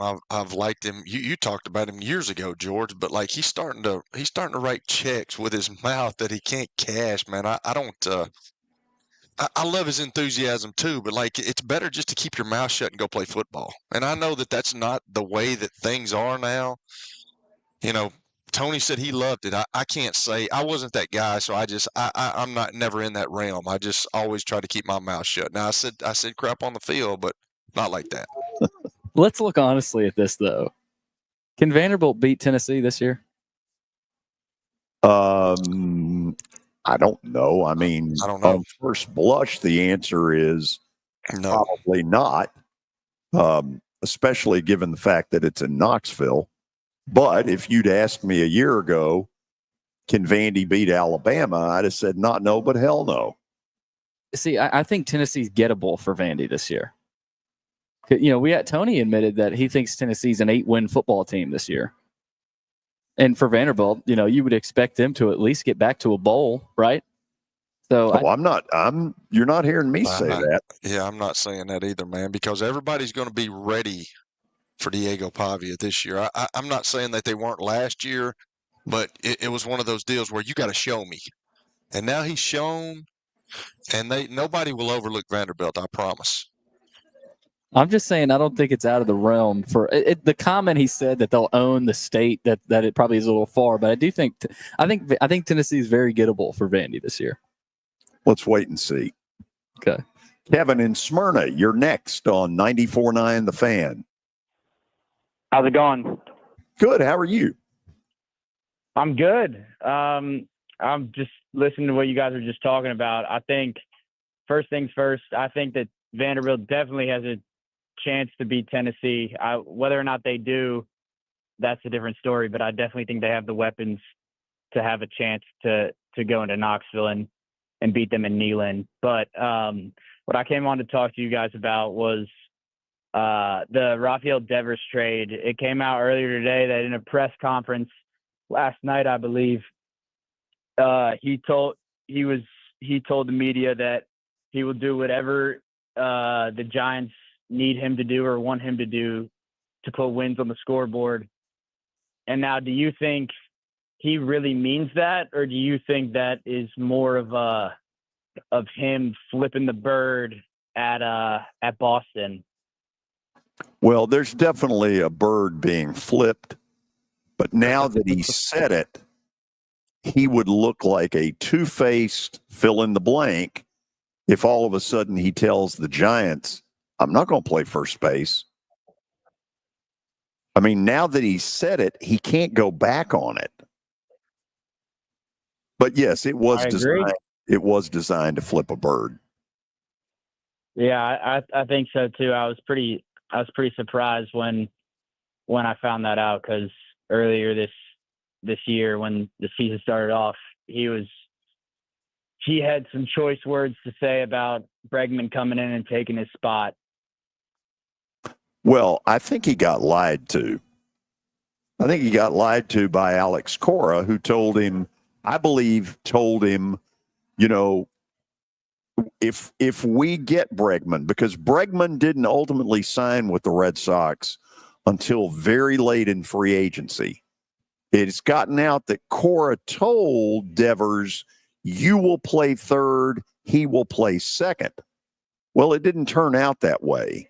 And then when they had the injury to Casas, I tried to move him to first. I see both sides. I see both sides pretty clearly. Yeah. The fact they weren't able to figure something out is pretty childish to me. I mean, for the Red Sox to, how much of an effort did they make to go out and get somebody else? I don't know. Maybe that's what Devers is mad about. But for him not to suck it up and say, yeah, I'll play first base, that's ridiculous. We'll go to the break. We'll take more of your phone calls in a moment on 94.9 The Fan. When I got my first car, my dad told me, keep the gas tank full and my number on speed dial. Now parents are telling their kids, save 615-242-9000 just in case. I'm Blair Durham. If you or someone you love is in a wreck, call us. We're here to get you the money you deserve.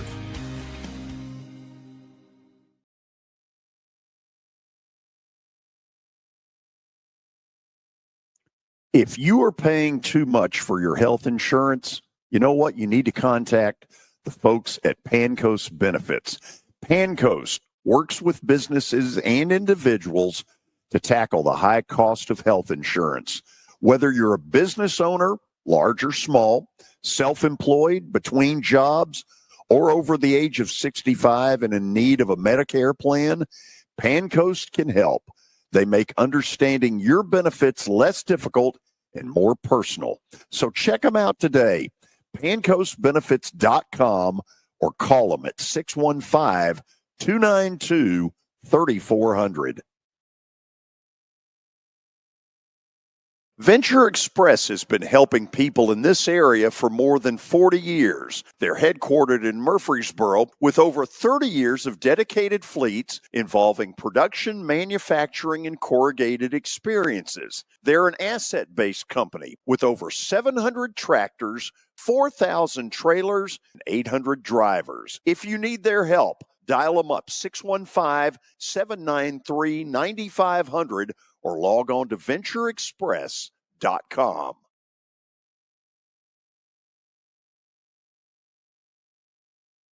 This is my buddy Stan Harrison from Apple Collision Centers. Recently, you've been talking to me about companies that have a fleet of trucks and they're always in need of repairs. That's right, George. We understand that nobody likes to deal with the auto body repair process. We try to simplify that at our 3 convenient locations. We work with all major insurance companies. We help to ease the stress of the auto body repair process. We're located in Old Hickory, Hendersonville, and Gallatin. If you need our services, please stop by and see us. And how convenient that we have that in the background. Now, seriously, these are good folks. They do really good work. Give them a holler.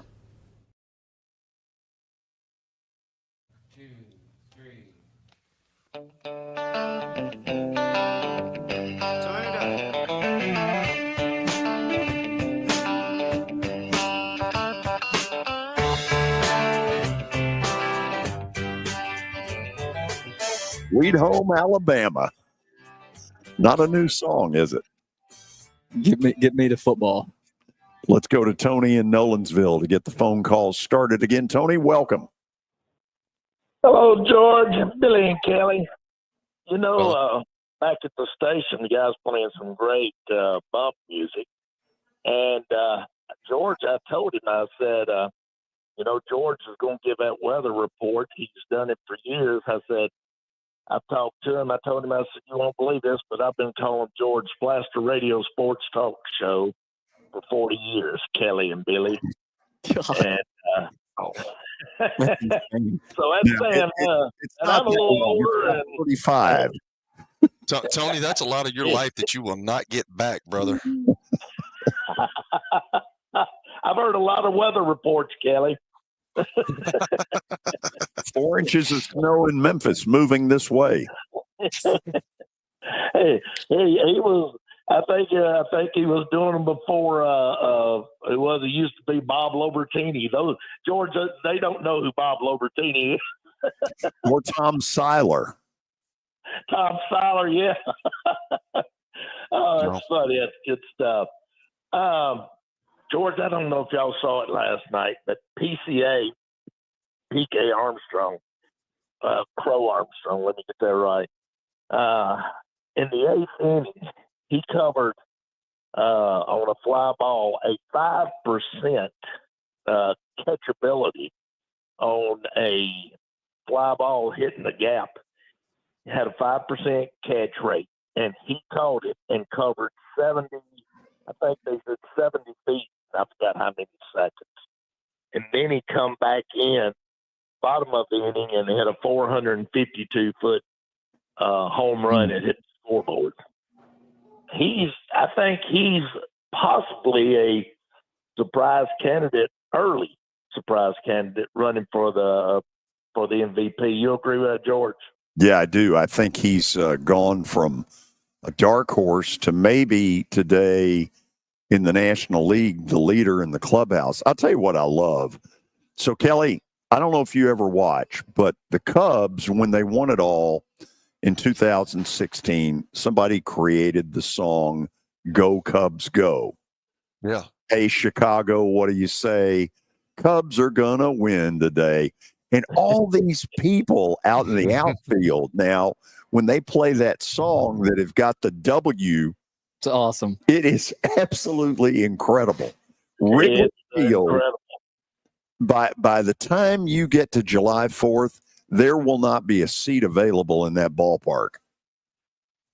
And by all means, Kelly, you and Billy, go online and watch it because there's many videos of it out there. And I've been fortunate to be up in Chicago 3, maybe 4 times now in the last 10 years, and I love it. I'm trying to plan a trip to go up there this year, later this year, so looking forward to that.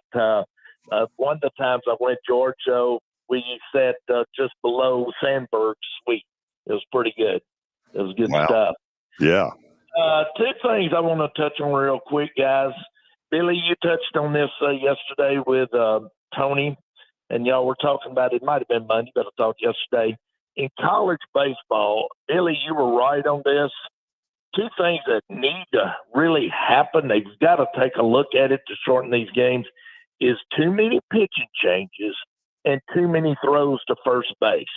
Yeah. It's just some of those two things, just those two simple things, I think they could correct, make a pitcher come in, throw to at least three batters, and something of that nature. They've got to do something. I've watched a lot of the College World Series, and there's these coaches are coming in and just getting one pitcher to come in to throw one, righty to lefty, lefty to right, whatever, and then change it up again. And it's just dragging these games so long. And then let me say this. I hadn't heard much about this, but when I think his name was Cade Wood, was that right? Threw the no-hitter for Arkansas. Yep. When the game ended, this was Kelly. I think this is one of the class things I've seen in sports here lately. Guys, he celebrated with his team, but then he went over to the Murray State dugout, and one of those players was a former teammate in high school, and they work out together in the off season. They play golf together. They're scramble partners, George. And he went over there and consoled him. This is his moment. But he went over there to console him because he knew it just ended Murray State's run in the College World Series. And then at the same time, 2 or 3 other Murray State players come up and give him a fist bump. I thought that was a class act. That is very cool. Hey, thank you don't see hardly anywhere. And so I wanted to touch on that because I hadn't heard a lot about that, and you don't see that no more. And let me say this one more thing for these college pitchers. This is a pet peeve of mine, Kelly.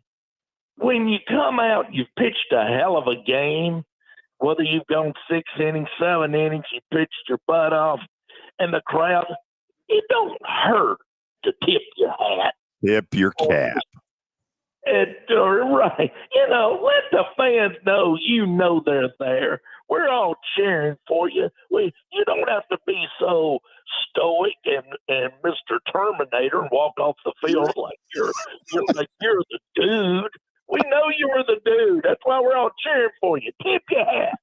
All right, guys. That's my read. See you, Tony. I love it. That's good stuff. See you guys. Casey and Mount Juliet. I got a couple of minutes. Do your best. Hey, Casey, are you there? Hey, sorry. Yeah, I'm here.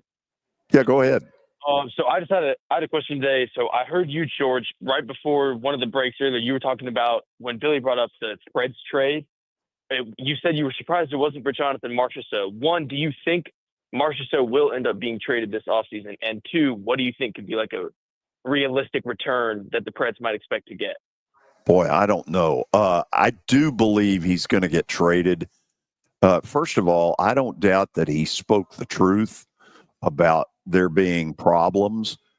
Clearly, this team didn't react in any level of positive manner to Andrew Burnett a year ago. And the fact of the matter is that Andrew Burnett probably should have been fired. And Barry Trotz's stubbornness, probably his loyalty, has kept Andrew Burnett.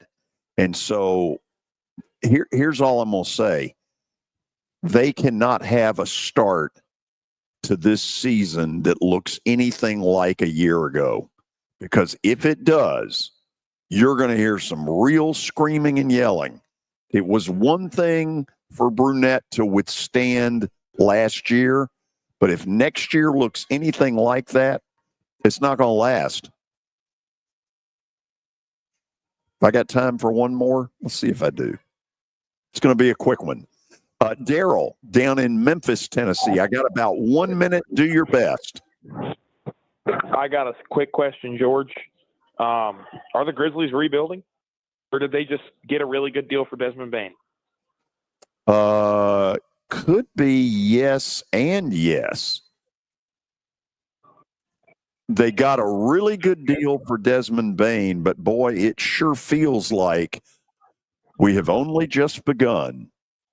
And Kelly, if we've only just begun, then can Ja be around the corner? And there's too much. There we are. Yeah, too much extracurricular activity with Ja for me. If I was a coach, I couldn't deal with it. It's going to be really interesting. He asked a really good question. I wish I had more time. I think they got more for Desmond Bain than they ever dreamed they would get. Anyway, we go to the break. Thanks to all of the callers. Good stuff today. Very good stuff. After the break, Kelly, do you know what we're doing? Well, yeah, I know what you're doing. Did you won last night too, didn't you? I split. Oh, did you? Okay. Yeah. I forgot the baseball. I couldn't remember which one you took. 2 more plays tonight, one of which will really surprise you. This is 94.9, The Fan. Looking for your favorite sports? How about sports? You follow sports? We probably have it. Just log on to the Information Superhighway. Oh, they don't call it that anymore? To start, press any key. Where's the any key? Head to thegamenashville.com.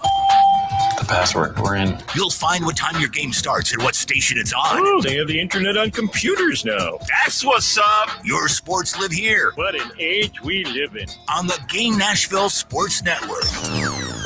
Your Atlanta Braves are celebrating family freedom and fun June 27th through July 6th when the Phillies, Angels, and Orioles all come to Truist Park. There are 2 kids giveaways during the homestand, including a Spencer Strider growth chart and a blinged out A-chain. Fans can also look forward to an epic fireworks show on July 4th and a post-game concert on July 5th featuring popular music artist Chris Tomlin, presented by Chick-fil-A. Head to Braves.com/promos to check out the fun. Atlanta Braves Baseball. Tennessee is Braves country. This summer, the Legends of the West invite you to the Buffalo Bill Center of the West in Cody, Wyoming. 5 museums come alive with timeless Western art, heroic tales, and native cultures. Experience live birds of prey, crackling chuck wagon dinners, and behind-the-scenes adventures. Just 50 miles from Yellowstone's East Gate, our doors open wide to explorers young and old. 1 ticket grants you 2 days, enough time to let curiosity lead the way. Visit centerofthewest.org. It's the George Plaster Show. Your sports live here on 94.9 The Fan.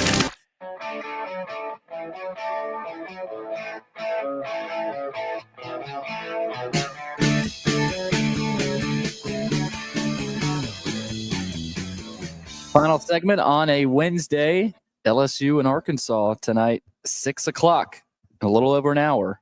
It'll be Vital Cheese for Arkansas against Zach Cowan for LSU. Arkansas has got to win twice. We'll see where George is going with Bet of the Day, brought to you by Burt Durham Injury Law. We take a look at what happened last night. A loss for the Rays, but a win, of course, for the Florida Panthers. Yeah. So 1-1 last night. Kelly, tonight we're going to give you 2 W's. Okay, let's see. Here's one that I have not gone with in a long time. The Atlanta Braves. Oh, yeah. They win like one something game. you like something from last night. I do. They had a little spark. For the first time, I saw life. Yeah. When Ozuna had the 3-run double in the left field corner, somebody got up and fist pumped and yelled to the TV. That was me. It's about damn time. The second one, we're calling the Hogs tonight. Pure and simple. Woo pig suey. You want to make some money? Root on those Razorbacks. They're better than LSU, I think. They got to win too, right? They got to win too against LSU, correct? And I don't rule out that they could. And if they win tonight, pucker up, LSU. They will be tight tomorrow night. This will be a tough ticket tonight because both of those fan bases are huge. And both of them are there in big numbers. Yep.